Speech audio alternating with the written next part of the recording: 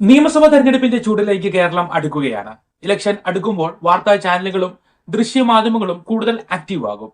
Election സംബന്ധമായ വാർത്തകൾ കൂടുതൽ ആളുകൾ ശ്രദ്ധിച്ചു തുടങ്ങുന്നതോടെ കൂടുതൽ ഔട്ട്പുട്ടുകൾ നൽകാനാണ് ചാനലുകളുടെ ശ്രമം. അതിനായി റിപ്പോർട്ടർമാർ തന്നെ കഥകൾ മെനഞ്ഞ് രംഗത്തെത്തും. ഇന്ന് രാഷ്ട്രീയ ചർച്ചകൾ ടെലിവിഷനിൽ മാത്രമായി ഒതുങ്ങുന്നില്ല. അതിന്റെ ക്ലിപ്പുകൾ സമൂഹ മാധ്യമങ്ങളിലൂടെയാണ് ഏറെ പ്രചാരം നേടുന്നത്. പല ക്ലിപ്പുകളും ദശലക്ഷക്കണക്കിന് വ്യൂസ് നേടാറുമുണ്ട്. ഇതിനിടയിൽ ഓരോ ചാനലുകളുടെയും രാഷ്ട്രീയ ചായ്വും ചർച്ചയാകാറുണ്ട്. ഓരോ ചാനലുകളുടെയും അത്യന്ത ലക്ഷ്യം വ്യൂവർഷിപ്പ് തന്നെയാണ്. എന്നാൽ ചാനൽ നിക്ഷേപകരുടെ അല്ലെങ്കിൽ റിപ്പോർട്ടർമാരുടെ രാഷ്ട്രീയ ചായ്വ് വാർത്തകളെ സ്വാധീനിക്കാറുണ്ട്.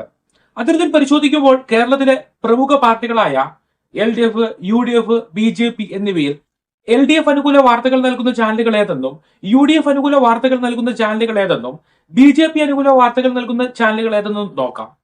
രാഷ്ട്രീയ ചായ്വുകൾക്ക് പുറമെ മതസ്വാധീനവും വാർത്താ ചാനലുകൾക്ക് ഉണ്ട്. തത്വത്തിൽ വാർത്തകൾ നിഷ്പക്ഷമായിരിക്കണം. എന്നാൽ റിയാലിറ്റിയിലേക്ക് വരുമ്പോൾ ഇത് പ്രാവർത്തികം ആകാറുമില്ല.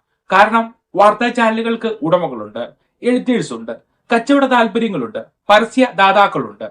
ഓരോ വാർത്തകളും എങ്ങനെ അവതരിപ്പിക്കണമെന്നും അതിന്റെ തലക്കെട്ടുകൾ നൽകേണ്ടത് എങ്ങനെയെന്നും ചർച്ചകൾക്ക് ആരെ വിളിക്കണമെന്നും ഏത് വിഷയത്തിന് കൂടുതൽ പ്രാധാന്യം നൽകണമെന്നും നിശ്ചയിക്കുന്നത് ആദ്യം പറഞ്ഞ ആ ഘടകങ്ങളാണ്.